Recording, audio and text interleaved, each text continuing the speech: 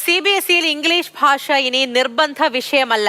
CBSE ഔദ്യോഗികമായി പുറത്തിറക്കിയ 9, 10 ക്ലാസുകളിലെ പാഠ്യപദ്ധതിയിലാണ് മാറ്റം. വിദ്യാർത്ഥികൾക്ക് ഹിന്ദിയോ ഇംഗ്ലീഷോ ഇഷ്ടാനുസരണം തിരഞ്ഞെടുക്കാനാകും. ശ്യാമപ്രസാദ് ഉത്തമൻ വിവരങ്ങളുമായി ചേരുന്നുണ്ട്. ശ്യാം, എങ്ങനെയാണ് ഈ മാറ്റം? അതായത് 93 വർഷത്തെ CBSEയുടെ ചരിത്രത്തിൽ ആദ്യമായിട്ടാണ് ഇംഗ്ലീഷ് നിർബന്ധമല്ല എന്ന ആദ്യ ചുവടുവെപ്പിലേക്ക് കേന്ദ്ര സർക്കാർ കടന്നിരിക്കുന്നത്.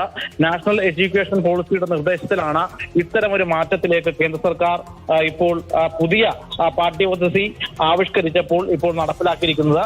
CBSE 9, 10 ക്ലാസുകളിൽ ഇന്നാണ് ഇത് സംബന്ധിച്ച് ഈ പാഠ്യപദ്ധതി പുറത്തിറക്കുന്നത്. ഇതിൽ പ്രധാനമായിട്ടും NEPയുടെ നിർദ്ദേശം ബാധിക്കുക ഹിന്ദി വിരുദ്ധ നിലപാട് സ്വീകരിക്കുന്ന സംസ്ഥാനങ്ങളിലാണ്. തമിഴ്നാട് പോലെയുള്ള സംസ്ഥാനങ്ങളിൽ ഇത് പ്രധാനമായിട്ടും ബാധിക്കും.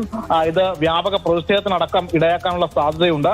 ഇതിൽ ദക്ഷിണേന്ത്യയിൽ നിന്ന് സ്ഥലമാറ്റം കിട്ടുന്ന ഉദ്യോഗസ്ഥരുടെ മക്കൾക്കടക്കം ഇത് കാര്യമായ രീതിയിൽ ബാധിക്കാൻ ഇടയാകുന്നുണ്ട്. കേരളത്തിൽ അത്തരത്തിൽ ബാധിക്കില്ല എങ്കിൽ പോലും ഈ ദക്ഷിണേന്ത്യയിൽ നിന്നുള്ള ഉദ്യോഗസ്ഥരുടെ മക്കളെയും മറ്റുമൊക്കെ കാര്യമായ രീതിയിൽ ബാധിക്കും. നേരത്തെ CBSE എന്ന് പറയുമ്പോൾ തന്നെ ഈ ഇംഗ്ലീഷ് ലാംഗ്വേജിനായിരുന്നു ഏറ്റവും കൂടുതൽ കഴിഞ്ഞ 93 വർഷക്കാലമായിട്ട് പ്രാമുഖ്യം നൽകിയിരിക്കുന്നത്.